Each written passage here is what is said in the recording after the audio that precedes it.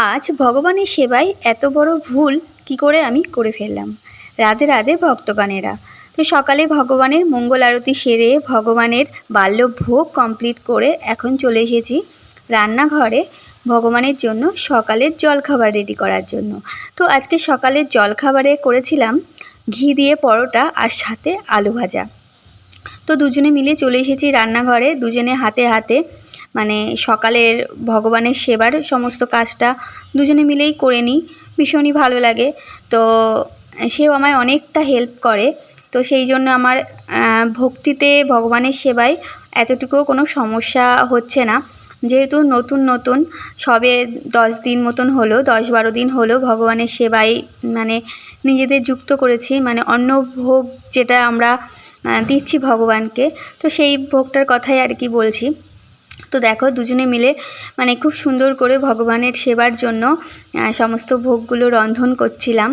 গুরু গোবিন্দের কৃপায় আমাদের দুজনের মনের মিল মতের মিল এক থাকায় আমাদের ভক্তিপথটা যেন অনেকটাই সহজ হয়ে গেছে, অনেকটা সহজসাধ্য হয়েছে। তোমার বিপরীতে থাকা মানুষটি যদি পজিটিভ মাইন্ডেড থাকে তো তাহলে যে কোনো কাজ, যদি কাজটি অনেকটা কঠিনও হয় তবুও সেই কাজটি যেন খুব সহজ হয়ে যায়।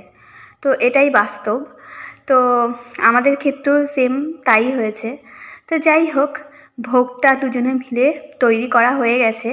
আর তারপর দেখো সে তুলসীপত্র সহযোগে ভগবানকে নিবেদন করে দেবে। ভোরের মঙ্গল আরতি আর বাল্যভোগটা দুজনে মিলেই সেরে নিই।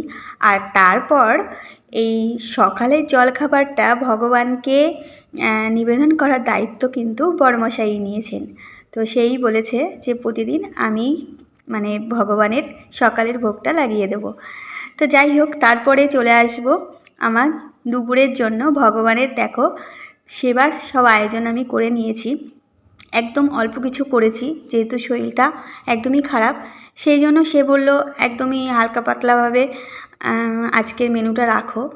তো এই নিয়ে কোনো চাপ নেই, যেমনই করি না কেন খুব আনন্দ সহকারেই সেটাই প্রসাদ পায়। তো যাই হোক না কেন, তো যেহেতু একদম সিম্পলভাবে করেছি, যে ভুলটার কথা তোমাদের আমি বলছিলাম যে একটা ভুল করেছি, দেখো বেগুন ভাজাটা না আমি বানিয়েছি গোল গোল করে। তো ভগবানের সেবার জন্য কখনো গোল গোল করে কোনো কিছু বানাতে নেই, লম্বা লম্বা করে করতে হয়। তো ওই যে বলছি শরীরটা খারাপ, তো সেই কারণেই আমার ভুল ত্রুটি হয়ে যাচ্ছে আর কি। ভগবানের কাছে প্রার্থনা চেয়ে নিয়েছি, ভগবান অবশ্যই আমায় ক্ষমা করবেন, আমার গোপালও আমায় অবশ্যই ক্ষমা করে দেবেন। তো চলো, হরে কৃষ্ণা, রাধে রাধে।